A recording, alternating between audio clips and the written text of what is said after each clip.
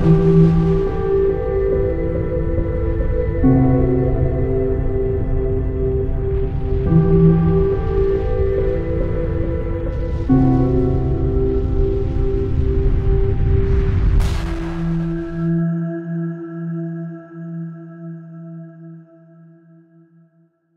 les amis, il y a peu de temps j'ai fait une émission où je vous parlais de Valérie Bugeaud et vous avez été nombreux à dire mais c'est juste extraordinaire ce que cette femme dit. Et donc pour essayer de comprendre un petit peu cette crise qui nous entoure, beaucoup de gens évidemment qui n'avaient pas l'habitude des arcanes de ce qui se passe dans le monde, le plus simple ça a été de l'inviter. Bonjour Valérie. Bonjour Silvano, merci de m'avoir invité. Mais tout le plaisir est pour nous. Donc Valérie, présentez-vous un petit peu. Alors, ça va être relativement simple, hein. Je suis docteur en droit. J'ai soutenu ma thèse en 2005 à l'Université Paris 1 Panthéon-Sorbonne. C'est une thèse qui a duré 10 ans et qui était axée sur l'entreprise. Alors, le titre n'est pas évocateur, mais à l'intérieur de cette thèse, je fais une théorie juridique de l'entreprise. Tous mes travaux ont commencé là-dessus. Ensuite, j'ai exercé un temps en fiscalité internationale et en particulier dans les prix de transfert, ce qui m'a permis d'étendre le champ de mes investigations au niveau international, puisque j'avais déjà quelques idées assez claires sur ce qui se passait en interne en France, également peu à peu au niveau européen. Et en fait, j'ai compris que si vous voulez, ça a été le début de toutes mes réflexions parce que j'ai compris que l'économie mondiale était tenue par quelques personnes. Voilà. Le système économique mondial a été organisé et il est orienté, il est contrôlé par quelques groupes, mais derrière ces groupes qui sont toujours des groupes de type capitalistique, derrière ces groupes, il y a toujours quelques personnes. Voilà. Alors, il faut comprendre que tout ça a une longue histoire, que tout part du contrôle des monnaies. Voilà. Parce qu'à partir du moment où vous avez des personnes privées qui peuvent contrôler une monnaie, eh bien, ces personnes décident d'affecter les ressources monétaires à telle ou telle branche d'activité, à telle ou telle entité, à telle ou telle personne ou personnalité juridique ou physique. Et à partir de là, tout devient possible. C'est-à-dire que, comme l'avait très bien expliqué l'un des Rothschild, le premier de la série, c'est qu'à partir du moment où vous tenez la monnaie, vous tenez la politique. Puisque avec la monnaie, vous pouvez solliciter, si vous voulez, des décisions en votre faveur. Vous pouvez créer des entités qui vous serviront et qui, en l'occurrence, ils ont créé des entités de plus en plus anonymes. Ils ont créé tout une échelle, une organisation stratifiée de personnalités juridiques qui crée de facto un anonymat. Ça a été la première strate de l'anonymat. Et puis, bien sûr, aujourd'hui, l'anonymat, il est devenu institutionnel et il a pris la forme essentiellement, depuis la disparition des comptes numérotés, il a pris la forme des trusts anonymes et de l'organisation juridique, comment dirais-je, structurée des paradis fiscaux à la mode anglo-saxonne. Voilà.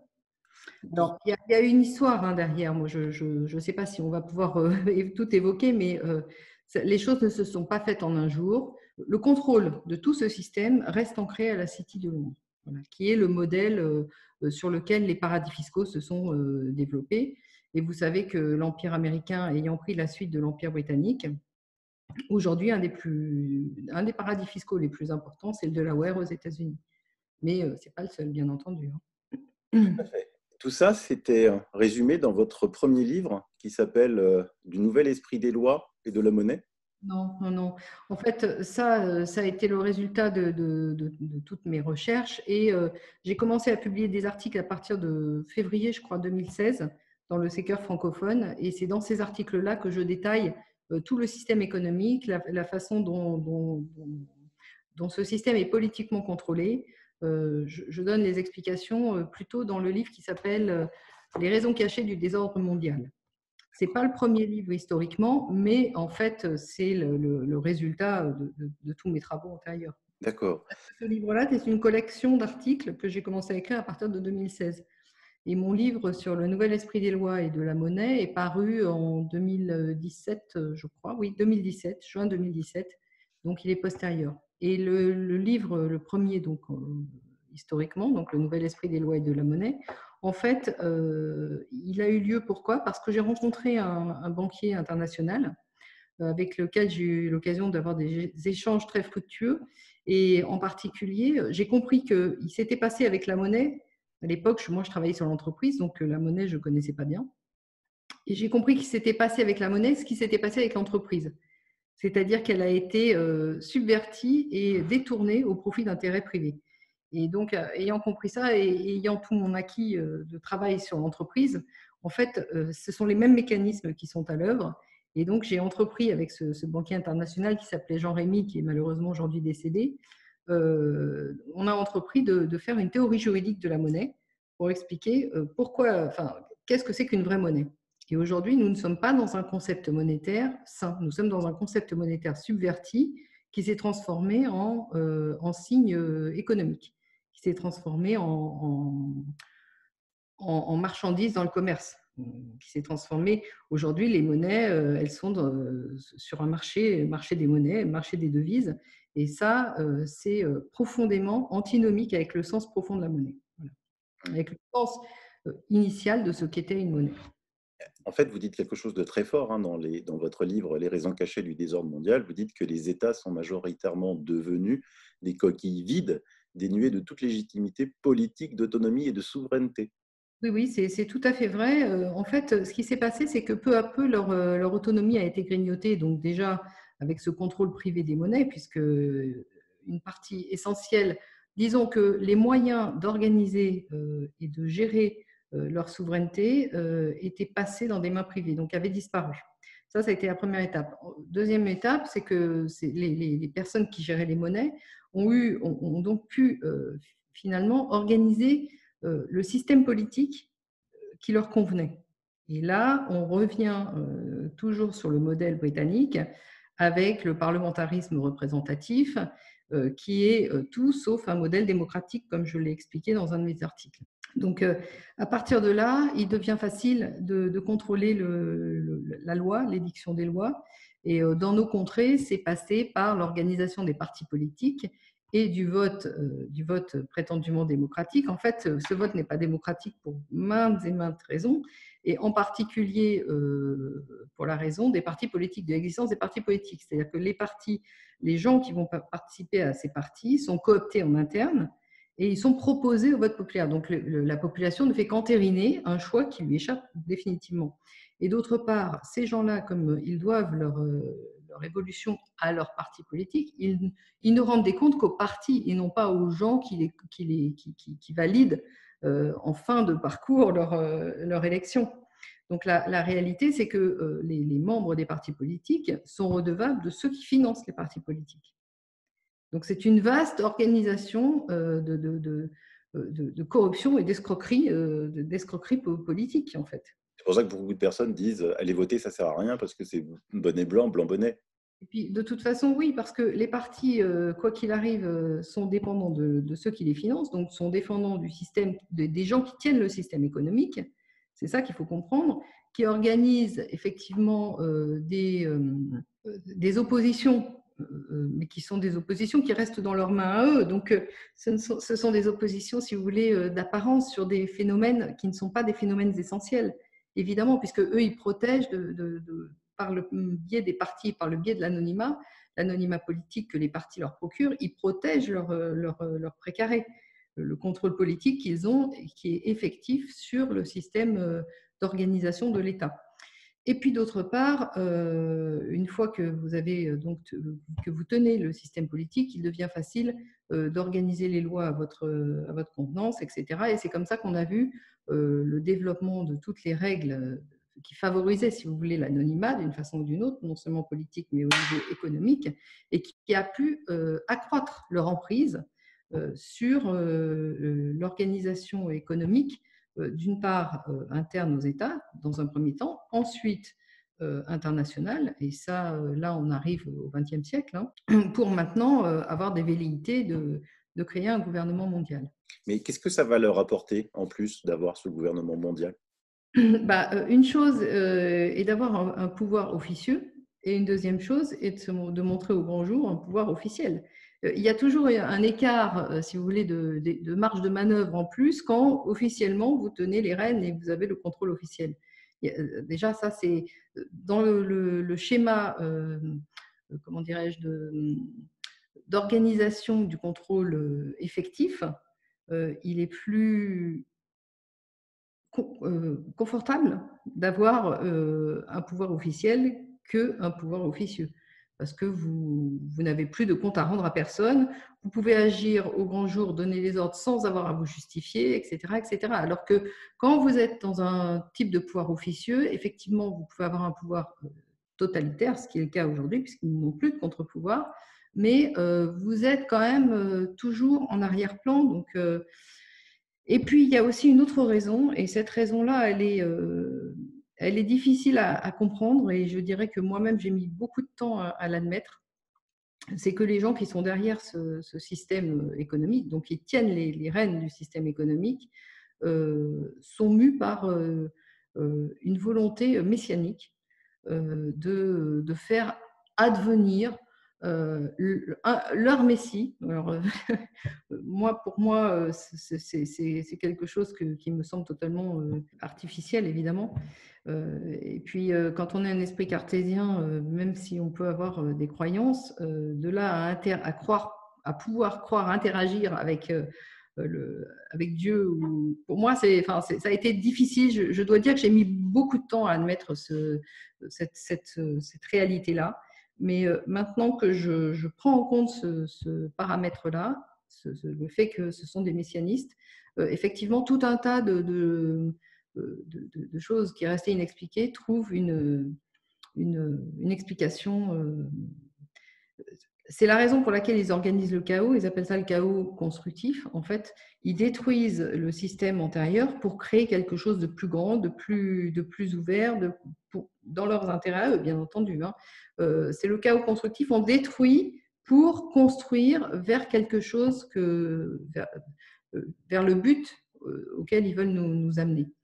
Alors que si vous voulez, quand on est dans une démarche logique ou une pure démarche de contrôle et de pouvoir, on n'a pas forcément cette volonté de destruction. Alors que là, de façon manifeste, il y a en arrière-plan une volonté de destruction pour arriver à ce que eux estiment être le paradis sur Terre, en fait. Mais quand vous dites un esprit messianique, c'est vraiment dans le sens religieux du terme? C'est-à-dire pas dans le sens religieux, au sens où moi je l'entends, si vous voulez. C'est une conception religieuse particulière. Ça relève des travaux de la Kabbale. Alors moi, je ne suis pas du tout spécialiste de la matière, mais il y a des gens qui ont beaucoup travaillé là-dessus et qui sont quand même extrêmement convaincants, je dois dire, voilà, qui peuvent aller plus loin dans cette direction-là. Moi, je ne vais pas trop me hasarder parce que je ne maîtrise pas vraiment ces sujets. Mais il faut comprendre que c'est quand même l'arrière-fond, c'est-à-dire que vous avez des mouvements politiques et géopolitiques qui sont initiés par des gens qui ont pris le contrôle effectif du pouvoir économique global. Et ces gens-là sont mus par une volonté, par une idée messianique. Je vais me faire l'avocat du diable, hein, mais pour un petit peu tous les auditeurs. Comment quelqu'un qui est, par exemple, je ne sais pas moi, le roi de l'Arabie Saoudite, qui est assez islamique, va pouvoir aller de pair entre quelqu'un qui est catholique intégriste et comment un Chinois qui est à peu près athée, comment tout ça, ça va se coordonner? Oui, bien sûr. Alors, il faut pas se laisser impressionner. Et je dois dire que ça a été aussi un fil conducteur de tous mes travaux. C'est-à-dire qu'il ne faut jamais s'arrêter aux apparences. Quand vous voyez une image, vous n'êtes pas sûr que cette image correspond à la réalité. Pour ce qui est de la religion catholique, je peux vous dire qu'elle a été bon, déjà, à la Révolution, elle a été quand même bien mise à mal. Et puis après, elle a survécu tant bien que mal, mais elle a été totalement subvertie de l'intérieur et elle a été anéantie finalement par le phénomène politique qu'elle représentait au sens où elle gérait le domaine spirituel. Elle a cessé cette fonction en 1929 au moment des accords du Latran. Donc, si vous voulez, le catholicisme et le catholicisme intégriste auquel vous faites référence, en fait, n'existe pas. Il a été, depuis 1929, le Vatican est au service, est une succursale de la City de Londres. C'est-à-dire que c'est devenu un gestionnaire de patrimoine. Il est devenu un gestionnaire d'actifs, gestionnaire de biens qui travaille main dans la main avec effectivement les banquiers, que je vais appeler les banquiers globaux, sont des banquiers commerçants, c'est-à-dire qu'ils ne sont pas exclusivement banquiers au sens propre du signe monétaire, mais ils sont commerçants du signe monétaire. Voilà.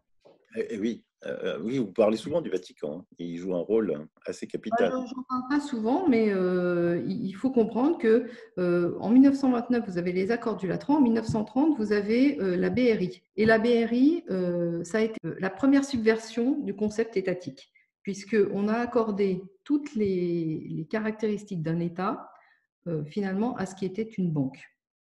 Voilà, la BRI, c'est un État profondément bancaire. C'est une banque, mais toutes les facilités au niveau international et diplomatique d'un État. Voilà.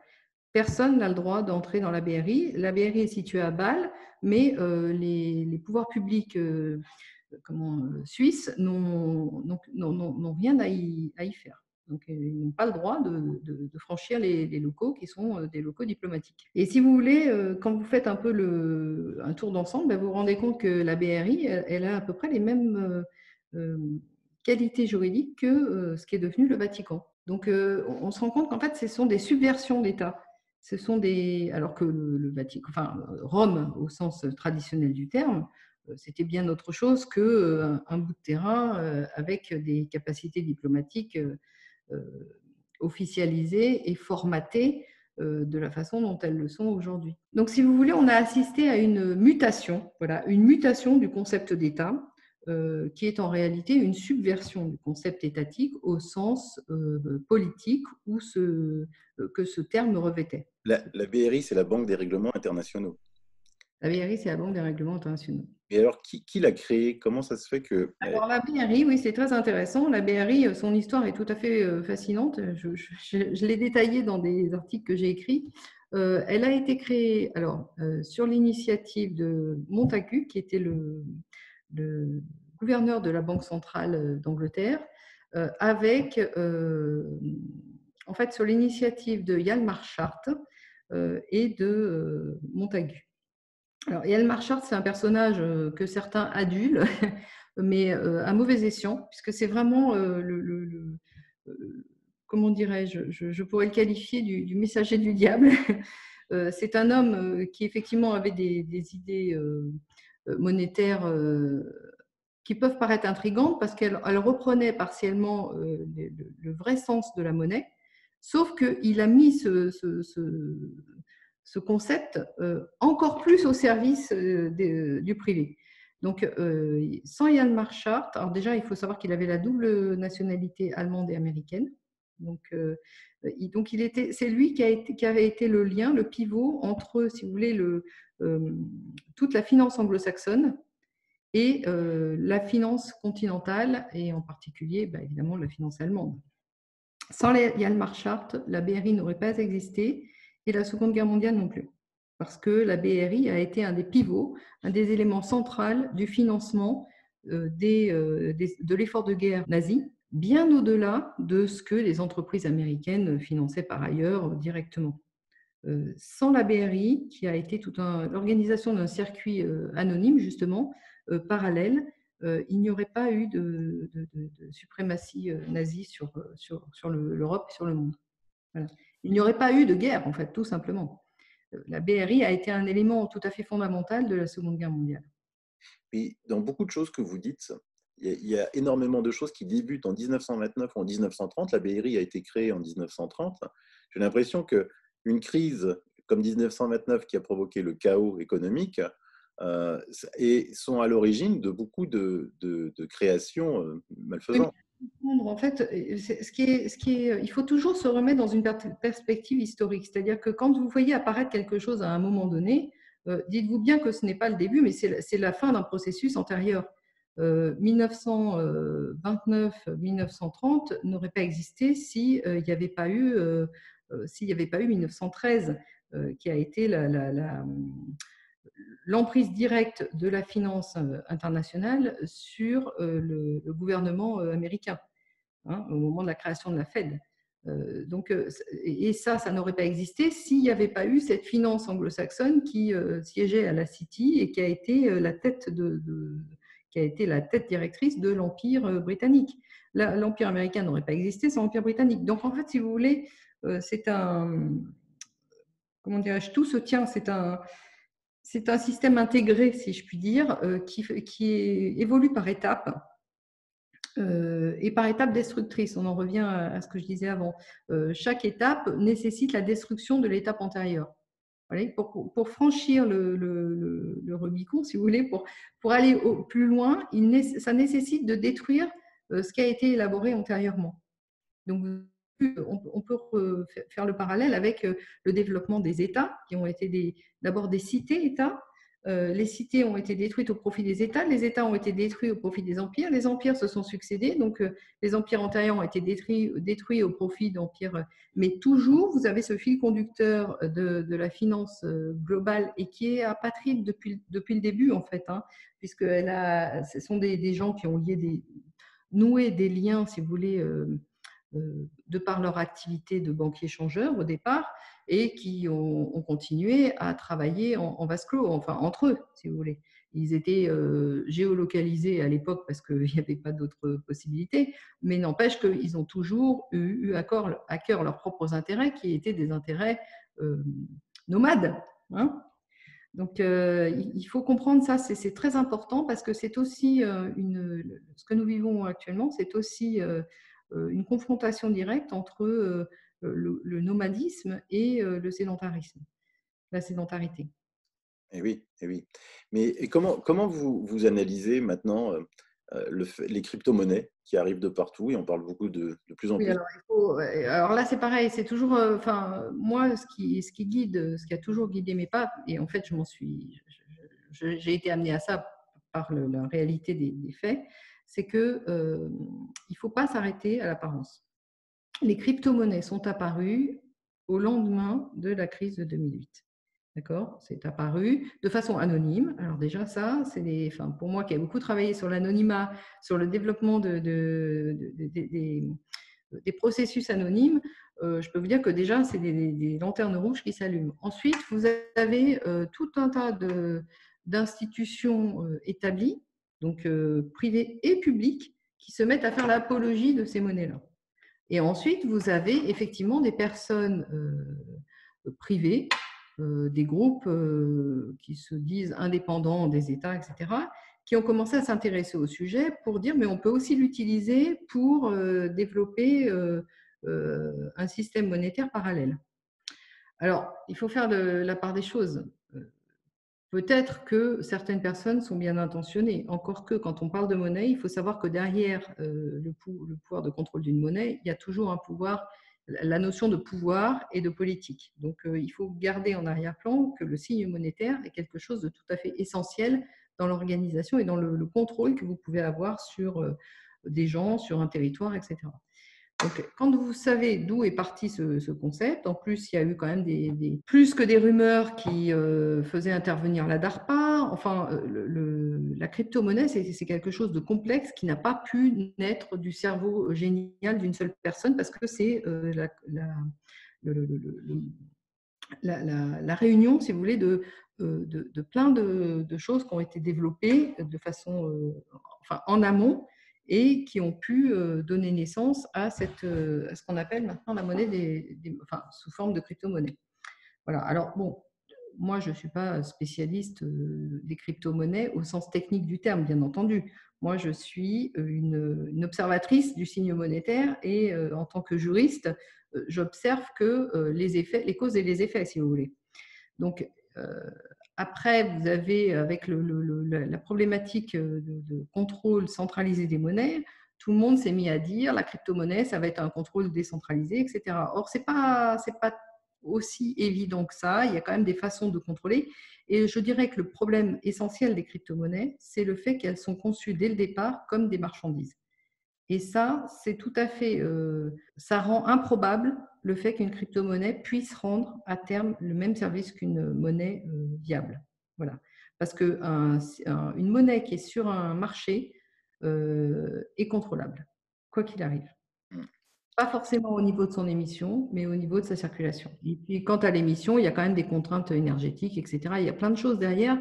Et puis aussi, évidemment, sans parler des problématiques de hacking. Enfin, les plateformes ont été déjà historiquement, puisque maintenant on a quand même presque 10 ans de recul, on a 10 ans de recul, ce n'est pas rare de voir des plateformes de crypto-monnaies qui sont hackées, qui ont été hackées. Donc, si vous voulez, je dirais que pour ce qui est des monnaies, le problème essentiel n'est pas tellement, si vous voulez, leur circulation matérialisée ou dématérialisée.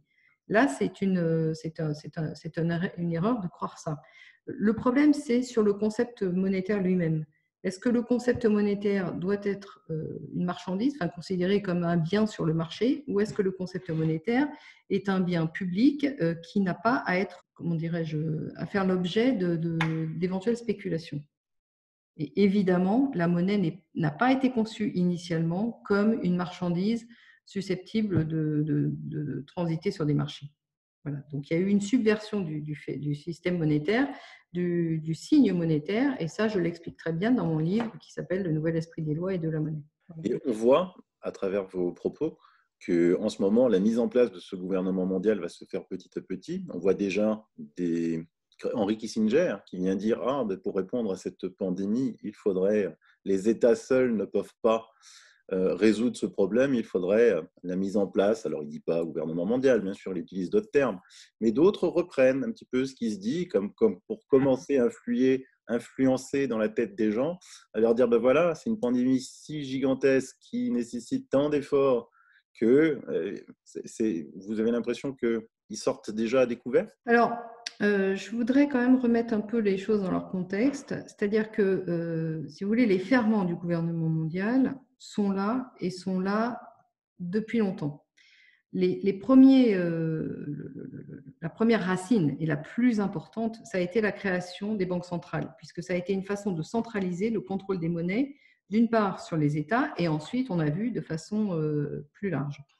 Donc, à partir du moment où, au XXe siècle, vous avez eu des institutions, en particulier financières, donc je pense évidemment à la BRI, mais pas seulement, je pense aussi évidemment aux accords de Bretton Woods et au FMI, à la Banque mondiale.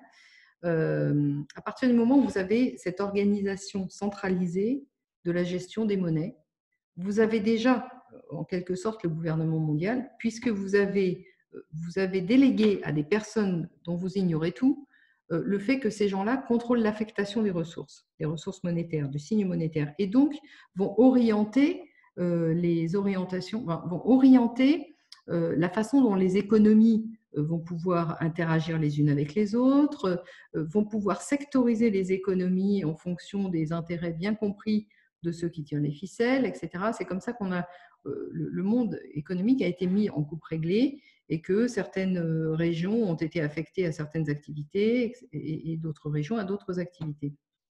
Donc, à partir de ce moment-là, le gouvernement mondial, quelque part, il existe déjà. Après, tout le sujet, c'est leur sujet à eux et le nôtre aussi, à l'opposé, c'est pour eux de nous faire comprendre qu'il n'y a pas d'issue possible autre que la création effective d'un gouvernement mondial, parce qu'il y a tellement de choses à régler que tout doit être fait de façon centrale et pour que les choses se passent bien. Donc effectivement, si vous voulez, l'idée de pandémie remplit bien ce rôle. Mais si ça avait été ça, on pourrait imaginer autre chose. Je veux dire que le mouvement est lancé et que le sujet pour eux, c'est de nous faire comprendre que ce mouvement est inéluctable et qu'il doit aboutir il doit avoir un point d'aboutissement qui sera formalisé. Donc, notre sujet à nous, c'est de prendre conscience justement que ça, c'est leur volonté à eux qui s'impose.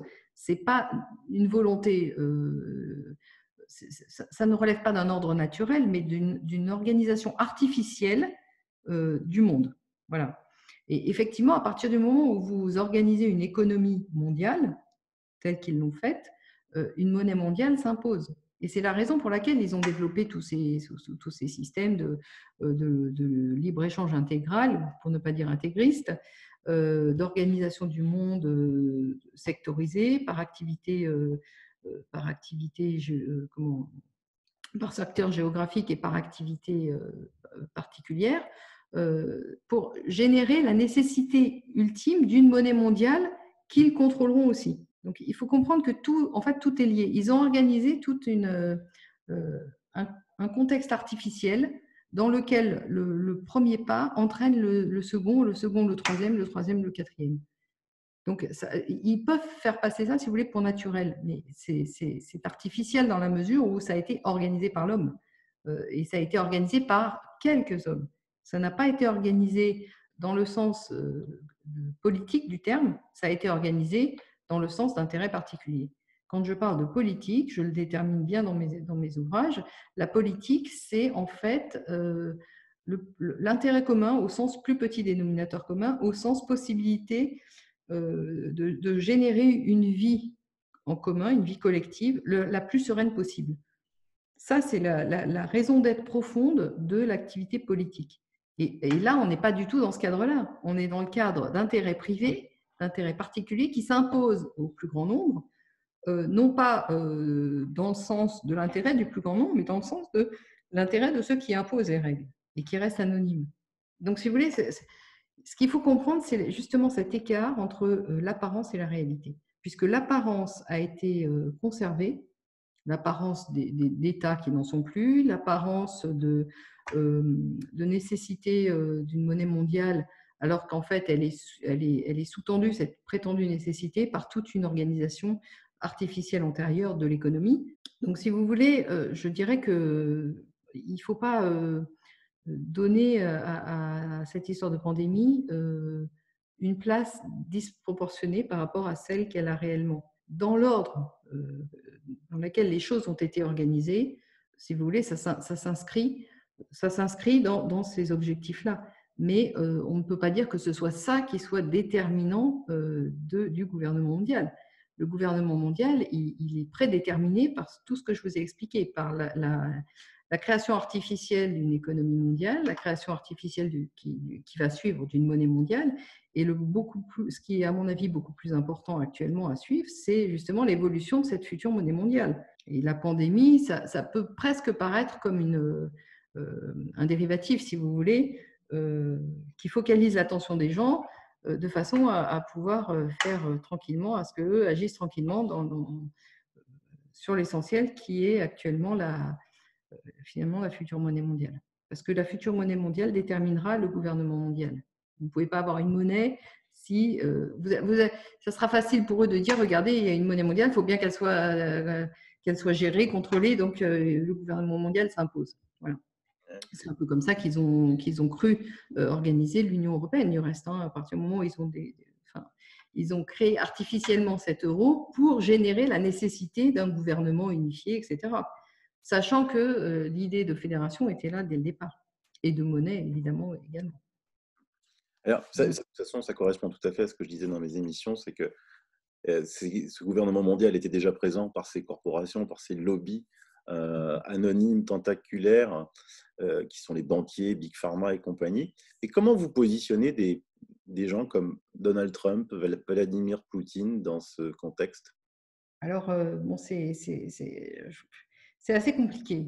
En fait, il ne faut pas avoir une vision trop manichéenne du problème parce qu'il y a des rapports de force internes aux États qui font qu'il y a des tiraillements qui peuvent faire agir les uns et les autres dans un sens qui n'était pas forcément celui qu'ils auraient voulu au départ. Néanmoins, ce que je constate, je vais parler plutôt de la Russie, c'est ce que j'ai expliqué dans mes derniers articles. Je renvoie vos auditeurs aux derniers articles que j'ai écrits qu'ils peuvent retrouver sur le Secker francophone, mais aussi sur Strategica. En fait, en Russie, vous avez deux factions qui s'opposent. Vous avez, et ça date pas d'hier, ça remonte au début du XXe siècle. Vous avez deux factions qui s'opposent. Vous avez une faction patriotique Et vous avez une faction globaliste. Voilà. La faction patriotique, vous la retrouvez dans l'armée et dans la hiérarchie militaire. Et la faction globaliste, vous la retrouvez dans le gouvernement civil et dans le contrôle du gouvernement civil, qui passe notamment par celui de la Banque centrale.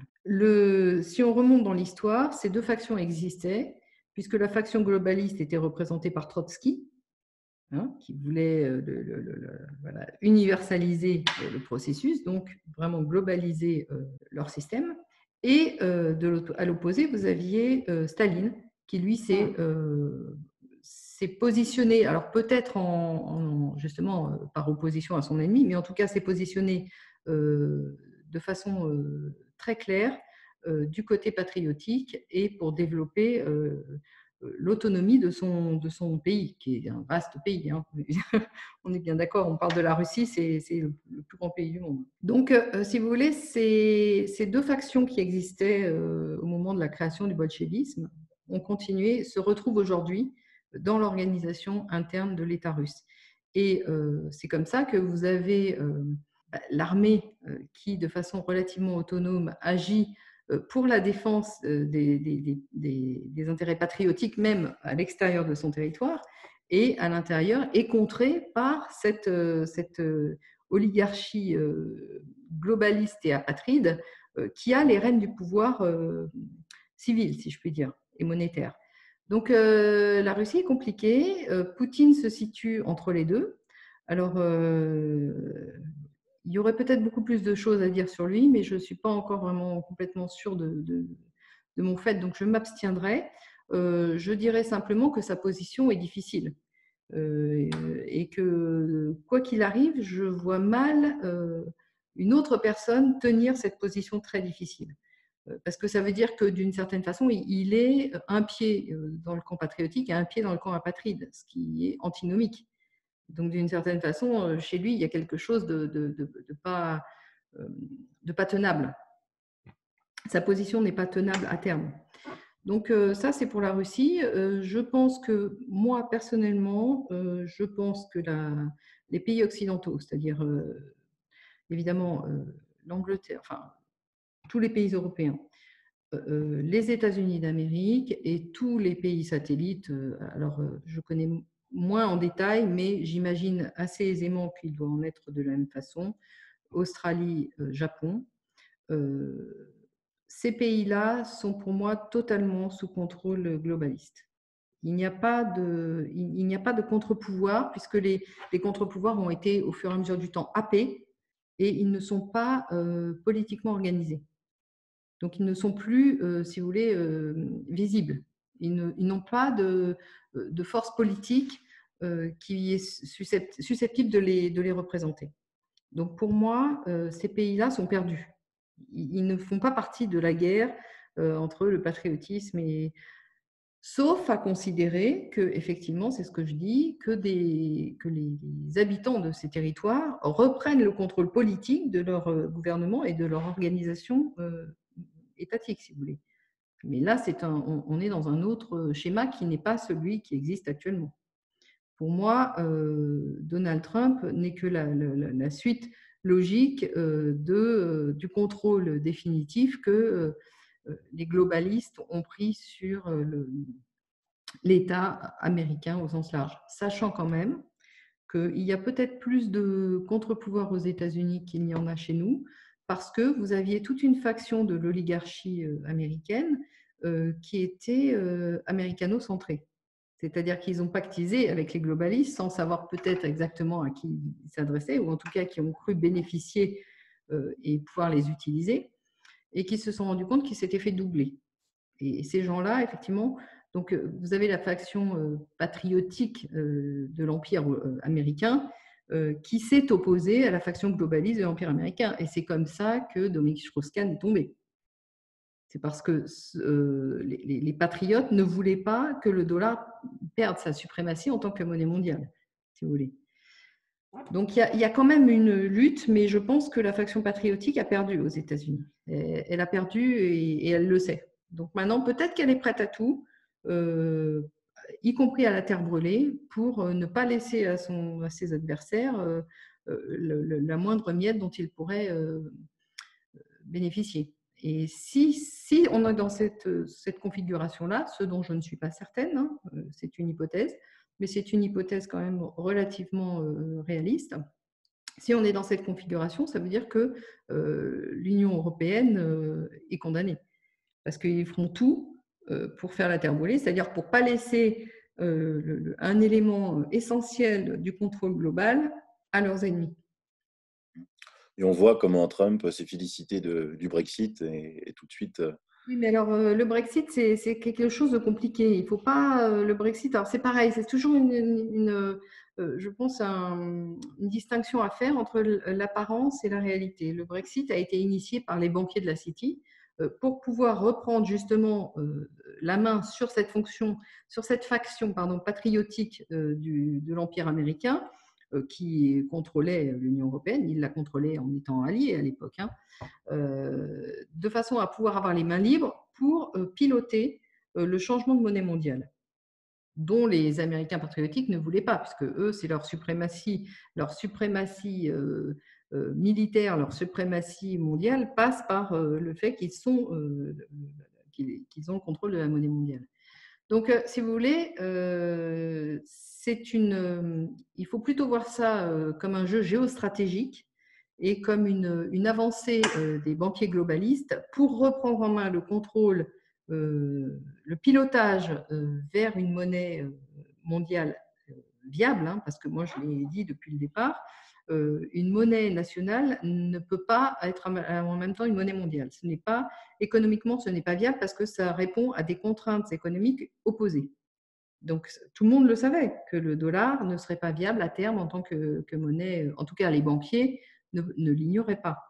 Ceux qui n'étaient pas banquiers ont pu peut-être se faire des illusions sur ce phénomène-là. Mais à terme, il était condamné en 1944, quand le dollar s'est imposé en tant que monnaie mondiale, l'économie américaine a été condamnée. Et est-ce qu'on peut dire que du côté des patriotiques, le phénomène Q aux États-Unis est du côté des patriotiques? Alors moi, j'ai beaucoup je suis très sceptique vis-à-vis de ce phénomène-là. Je n'ai pas, comment dirais-je, je ne suis pas convaincue que ce phénomène soit réel et je me demande, je suis vraiment dans l'expectative. Euh, je dirais que je pense, enfin, pour moi, à 60% du processus, c'est comment dirais-je, un écran de fumée pour faire passer, pour donner qui permettra à Trump de lui donner de façon populaire une image positive, lui permettant de faire ces grandes manœuvres géopolitiques au niveau de la monnaie, c'est-à-dire du changement de statut du dollar, dans des conditions en fait faisables, qui orientera, si vous voulez, euh, la mentalité populaire dans son sens, de façon à lui laisser les mains libres en laissant croire qu'il agit pour le bien des Américains. Je ne suis pas convaincue vraiment de la réalité de ce phénomène et en tout cas pas du fait qu'il soit là comme un Zorro qui viendrait défendre les populations. J'ai les plus grands doutes là-dessus. Alors peut-être, j'espère me tromper, peut-être que l'avenir me dira que j'ai eu tort et je le souhaite, à vrai dire, parce que c'est vrai que c'est quand même très encourageant. Mais j'ai vraiment un très grand scepticisme sur ce mouvement. Mmh. De toute façon, il n'y a plus beaucoup de temps à attendre puisque les élections US arrivent, c'est en novembre. S'il ne se passe rien d'ici novembre au niveau Q, ça veut dire qu'effectivement, c'était un écran de fumée. Les adorateurs de Q, comme je les appelle, moi, avaient déjà annoncé quasiment tout pour le week-end de Pâques. Il ne s'est rien passé. Je les avais prévenus. J'avais fait une émission exprès là-dessus en disant qu'il ne se passera rien. Là aussi, j'ai dit, moi aussi, j'espère me tromper. Hélas, je ne me suis pas trompé. De toute façon, on verra. Maintenant, on s'avoisine contre un simili-match Trump-Joe Biden qui est déjà gagné d'avance pour Trump. Ouais, mais bon, ça c'est. Enfin, là, je veux dire, on est dans comment dirais-je, dans le théâtre de nous, quoi. C'est vraiment un jeu de théâtre. C'est un théâtre qui nous est proposé. pour nous faire adhérer à un système dans lequel on est perdant, pile il gagne et face on perd. Donc on est perdant à 100% dans ce système-là, puisque ce système n'est pas fait dès le départ pour organiser politiquement la société. C'est ce que j'ai essayé de faire passer comme message au départ. J'espère que je me suis expliqué clairement. Ce n'est pas toujours facile parce que ce sont des concepts relativement abstraits, mais il est important de comprendre qu'aujourd'hui, le phénomène, le fait économique a pris le pas sur le fait politique. Et ça veut dire une chose, ça veut dire que le fait politique n'existe pas, tout simplement, parce que le phénomène politique est bien au-delà du simple fait économique. Le phénomène politique doit englober le phénomène économique, mais ne s'assimile pas au phénomène économique. C'est aussi bien davantage essayer de faire régner la bonne, comment dirais-je, l'entente la plus sereine possible entre les habitants, entre une population. Et, vous voyez ce qu'il y a derrière. C'est le phénomène politique a des contraintes bien supplémentaires que celles d'organiser l'intérêt particulier d'un petit groupe d'individus.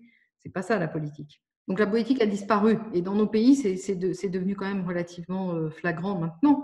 Mais ça existe depuis longtemps, en fait. C'était caché, mais c'était déjà là.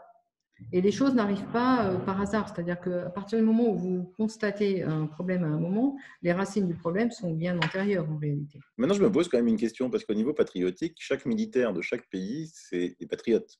C'est quelqu'un qui est là pour se battre pour son drapeau, pour aller faire la guerre. J'ai envie de vous répondre, ça dépend du statut hiérarchique qu'il a. Oui. Alors, c'est-à-dire, plus il est élevé, moins il est patriote, c'est ça? Bien entendu, parce qu'à partir du moment où les hauts grades sont cooptés, enfin sont choisis par le phénomène politique, il est bien entendu qu'ils sont là pas pour défendre les populations, mais pour défendre ceux qui les ont cooptés. Et donc, alors, ils peuvent rester avec une certaine petite fibre indépendante, mais ils sont institutionnellement tenus, si vous voulez, ce qui en fait des gens pas fiables pour défendre une nation. Voilà. En revanche, les grades inférieurs, et ceux qui n'ont pas courbé trop les chines, ceux qui ont accepté de ne pas courber les chines pour monter dans la hiérarchie, ceux-là sont évidemment du côté des populations. Oui, ça c'est la bonne nouvelle. Et puis effectivement, l'autre incertitude, c'est comment va réagir le peuple. Parce que moi, je le répète souvent, on est dirigé par un système pyramidal, eux, ils sont tout en haut de la pointe de la pyramide. Mais si le peuple en masse se soulève, ils sont rien du tout. Bah, justement, c'est un des sujets et bon, c'est ce qui m'a fait dire que, en effet, cette pandémie est arrivée, enfin en tout cas en France, à brûle-pourpoint, pour ressouder les troupes populaires derrière la tête artificielle qui lui est imposée, ou la tête qui lui est artificiellement imposée. Donc, les deux sont valables. Effectivement, ça c'est le sujet et c'est le vrai sujet politique actuel. C'est est-ce que les peuples vont se réveiller de tout le conditionnement dans lequel ils ont été entraînés depuis, c'est pas des dizaines d'années, c'est des centaines d'années. Est-ce qu'ils vont comprendre que leur système politique n'est plus viable, qu'il n'y a rien à en sauver et qu'ils peuvent être capables tout seuls de s'organiser de façon beaucoup plus efficiente pour le bien commun, c'est-à-dire de façon politique. Voilà. Ils peuvent reprendre en main leur identité politique, mais ça demande beaucoup de courage et beaucoup d'abnégation dans le sens où ça demande aux gens d'accepter qu'ils aient été trompés, qu'ils se soient trompés eux-mêmes. Et c'est le plus difficile. C'est que vous pouvez difficilement convaincre quelqu'un que pendant plusieurs générations, tout le monde était dans l'erreur. Donc, la réalité, c'est que c'est un combat de chaque individu contre lui-même. Et c'est ce combat-là qui est le plus difficile à mener, puisqu'il nécessite d'ouvrir les yeux et de se comment dirais-je, de se réveiller. En fait, c'est comme si on avait été dans un rêve, de se réveiller, de voir la réalité en face et après d'avoir du courage. Donc, d'abord se réveiller, ensuite être capable de voir, de prendre de face une réalité qui est quand même dure, qui est une réalité de lutte et relativement violente, et ensuite d'avoir le courage de lutter. Ça demande beaucoup si vous voulez, ça ne peut se faire que par étapes. Et c'est vrai que peut-être que de ce point de vue-là, je dirais que la gestion de la pandémie par ce qui sert de gouvernement à la France peut avoir un rôle non négligeable d'éveil des populations et de prise de conscience de la réalité. Voilà. Après, il faudra le courage. Ça, Et des fois, on a des surprises du peuple, parce qu'en même temps que on enregistre cette émission, j'ai su que déjà à Berlin, les gens sortaient dans la rue, défiaient la police et les militaires, assez en masse quand même. Donc c'est un petit, pour l'instant c'est petit. Berlin, bon, c'est une ville jeune. Ils ne seront pas trop derrière TF1 et BFM, les TF1 et BFM allemands.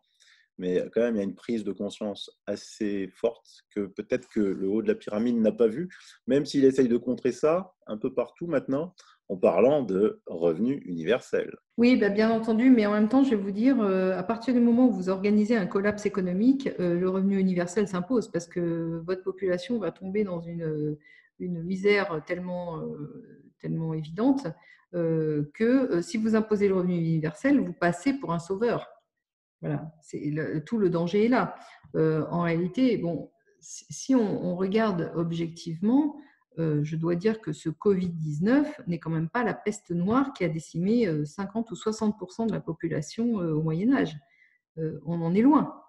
Et pourtant, les effets qu'on nous impose pour se protéger de ce virus vont avoir pour effet le collapse économique. Et le collapse économique va générer beaucoup de morts, beaucoup plus que le Covid à terme. Évidemment, comme ce n'est pas visible immédiatement, les gens ne le considèrent pas, ne le prennent pas en considération. Mais c'est une question de cause et d'effet. À partir du moment où vous avez 50% de la population ou je ne sais pas combien de pourcentage qui va tomber dans la misère, leur proposer un revenu universel, c'est vous passer pour le sauveur. C'est exactement ce que Lucien Soris disait, c'est le système du banquier, du pompier, par exemple, pardon, j'ai fait un lapsus révélateur, du pompier pyromane. C'est-à-dire que vous organisez l'incendie et puis après, vous venez arriver en sauveur pour l'éteindre. Donc, effectivement, c'est toute une prise en charge individuelle de comprendre en fait le processus dans lequel on est intégré. Et le revenu universel est évidemment une façon de tenir les gens, puisque votre revenu ne dépendra pas de votre activité, mais elle dépendra de la volonté d'un tiers qui vous échappe de continuer ou pas à vous verser des sommes qui vous permettront de survivre ou de vivre plus ou moins décemment. Donc, vous faites l'abnégation, vous anéantissez votre propre action sur votre propre vie, enfin vos propres possibilités d'action sur votre vie. Et ça, c'est quelque chose de très grave. Tous les peuples qui ont abandonné un peu de liberté au profit d'un peu de sécurité perdent l'un et l'autre, et ils le méritent. Donc, il faut bien sûr que les gens comprennent qu'il y a des enjeux économiques, sociologiques et politiques majeurs derrière l'organisation d'un collapsus économique. Néanmoins, je dois dire que ce collapsus économique, de toute façon, est écrit. Et il n'est pas c'est pas le Covid-19 qui va le réaliser. Ça va être le Covid, si vous voulez, va apparaître comme un écran, comme une cause essentielle, alors qu'en réalité, ça relève plus c'est pareil, d'une création artificielle pour cacher quelque chose qui était inéluctable. De toute façon, le problème du collapsus économique aujourd'hui, il est inéluctable. Les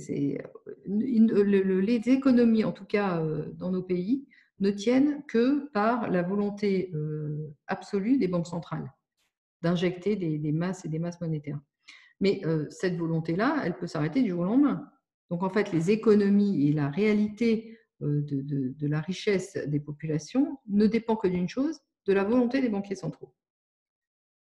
Et effectivement, il va être facile pour eux de prendre prétexte de cette pandémie pour dire c'est pas nous, c'est la pandémie, regardez, ça a fait arrêter l'économie. Mais c'est pas vrai. L'économie, elle est sous perfusion monétaire depuis aujourd'hui, depuis 2009, depuis 2008. Hein. Donc, en fait, le système n'était pas viable et il est possible que cette pandémie soit mise en avant comme une cause du collapsus économique, alors qu'en réalité, ça ne sera pas la vraie cause. Et ça, c'est dangereux. Effectivement, il vaut mieux en prendre conscience. Oui. Puisque les gens vont… il faut absolument éviter de prendre son bourreau pour son sauveur. Parce que là, c'est la manipulation ultime et on arrive dans le syndrome de Stockholm. Ça ne se finit pas bien pour les gens.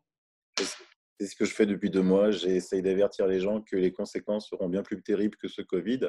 Hier, j'ai encore fait une émission démontrant qu'il y avait beaucoup moins de morts la première quinzaine de mars qu'en 2019, la même quinzaine, et 2018, et que sur la totalité du mois de mars 2020, il y avait moins de morts que sur la totalité du mois de mars 2018. Donc, Raoult a raison quand il dit attendez, chaque année en France, il y a 60 000 morts par infection des voies respiratoires dues à des virus divers et variés. On n'a jamais fait un décompte morbide par jour. C'est important de montrer ça aux gens pour qu'ils comprennent que les conséquences économiques qui suivront, si vous voulez, ont été artificiellement calquées sur ce système de pandémie. Tout est artificiel en réalité. Et pour montrer l'artificialité, effectivement, ce que vous faites est très important. Maintenant, il faut aussi montrer l'autre partie du tableau, qui est que le système économique actuellement en vigueur en Europe et dans le monde, généralement dans le monde, du fait du dollar monnaie mondiale, de toute façon, c'est voué au collapse. Il n'est pas viable, quoi qu'il arrive. Pandémie ou pas pandémie, ce système s'écroulera. Voilà. Et ça, c'était prévisible, je vous dis, même en 1944. C'est la raison pour laquelle Keynes ne voulait pas ce système. Il voulait un panier de monnaie. Et là, on s'y achemine vers le panier de monnaie de Keynes. Mais bien entendu, ce n'est toujours pas en faveur des populations, puisque c'est toujours les banquiers qui contrôlent ce système. Donc, le sujet, c'est de reprendre politiquement le contrôle du signe monétaire pour pouvoir, après, élaborer un processus politique intègre. Mais Valérie, tous les États sont endettés, ils doivent des milliards et des milliards et des milliards. On les doit à qui? On les doit aux banques. Qui c'est qui prête aux États? Sont les banques. Donc, qui détient les bénéfices de ces milliards sont les banquiers. C'est toute c'est toute la subversion. Enfin, c'est tellement énorme que les gens ne peuvent pas s'en rendre compte. Mais je dirais que jusque dans la fin des années 60, en France, on avait repris un contrôle pas total, mais quand même relativement dominant du fait monétaire. Et c'est ce qui explique qu'on a pu retrouver une certaine indépendance politique alors que nous avions été ruinés par la guerre. On a mis 15 ans, 10-15 ans à se remettre et on a pu reconstruire des routes, construire des réacteurs nucléaires, construire des centrales nucléaires. On a pu retrouver une indépendance parce que nous avions retrouvé le contrôle de notre monnaie. À partir du moment où ce contrôle a disparu, notre indépendance politique a disparu également. Et c'est la raison pour laquelle nous en sommes là aujourd'hui. Et c'est parce que l'indépendance politique avait disparu en interne en France qu'on a eu, et en interne en Allemagne, en interne en Italie, en interne partout, dans tous les États européens, que le processus européen a pu être mis en œuvre. Il faut bien comprendre que c'est un enchaînement. Donc, bon, je ne sais pas trop comment vous… comment expliquer les choses. Je ne sais pas si mon message arrive à bien passer.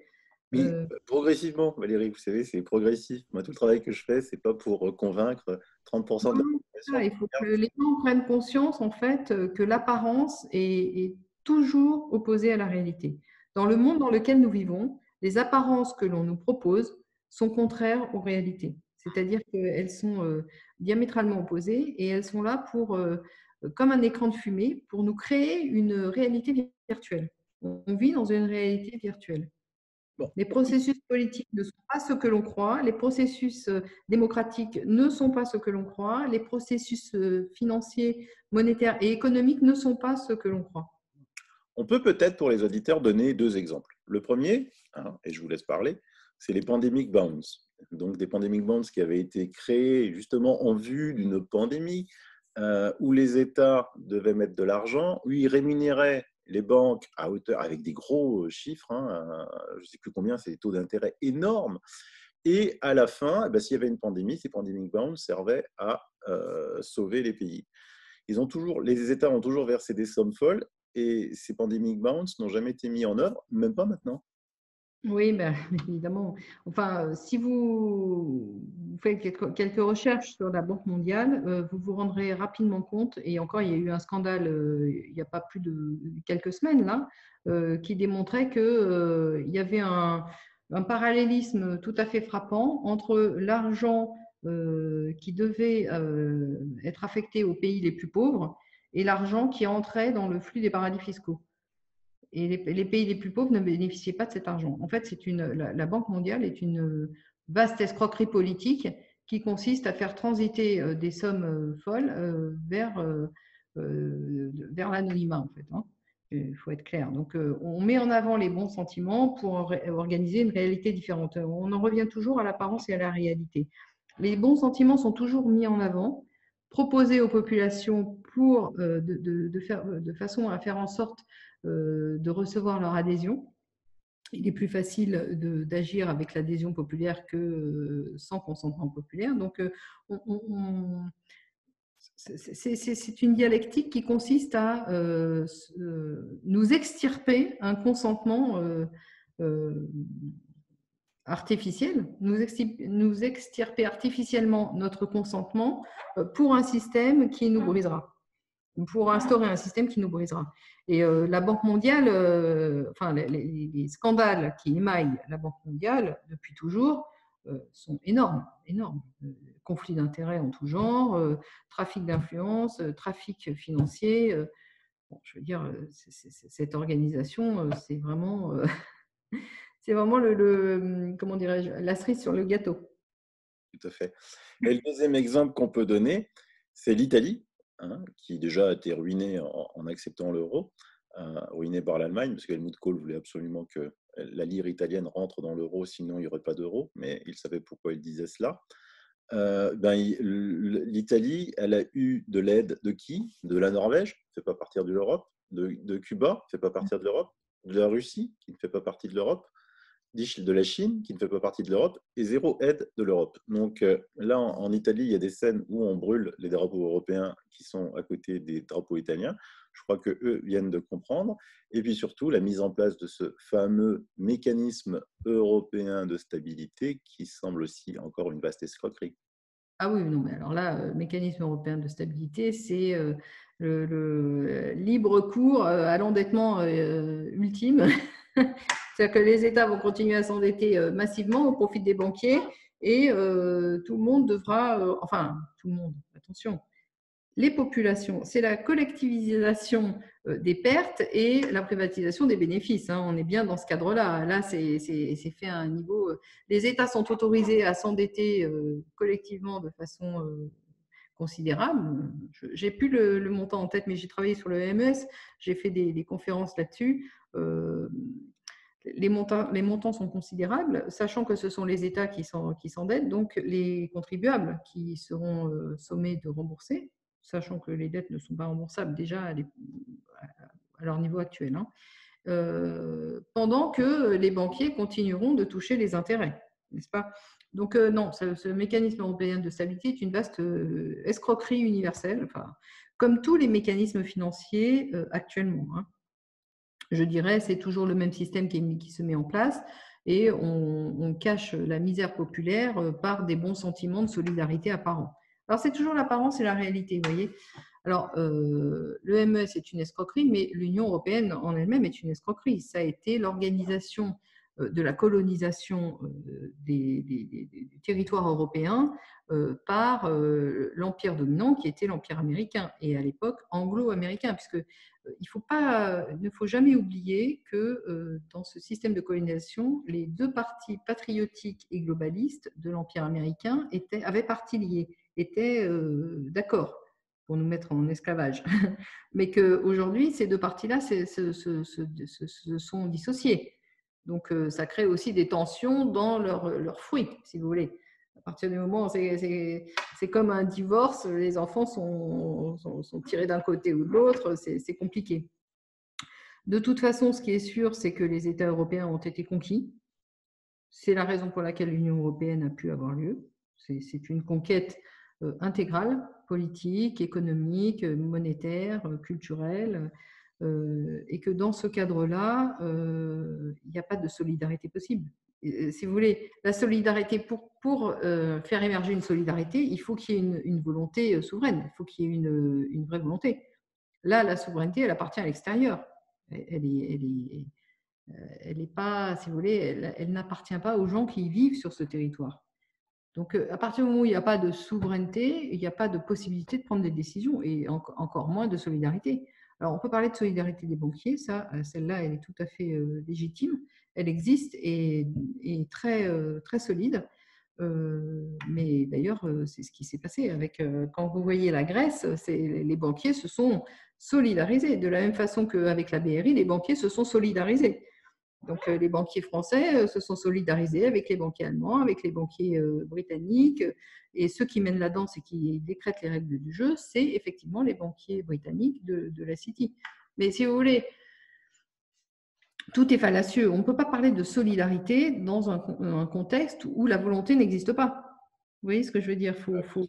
Bien sûr. Et puis l'autre exemple, pour essayer d'éveiller un peu plus de monde, c'est quand on entend notre président dire qu'il distribue des milliards et des milliards à gauche, à droite, c'est des cadeaux qu'il fait aux banques, d'abord. C'est cocasse, bien sûr, c'est grotesque. Quand on voit où en est le déficit de la France, enfin, c'est juste...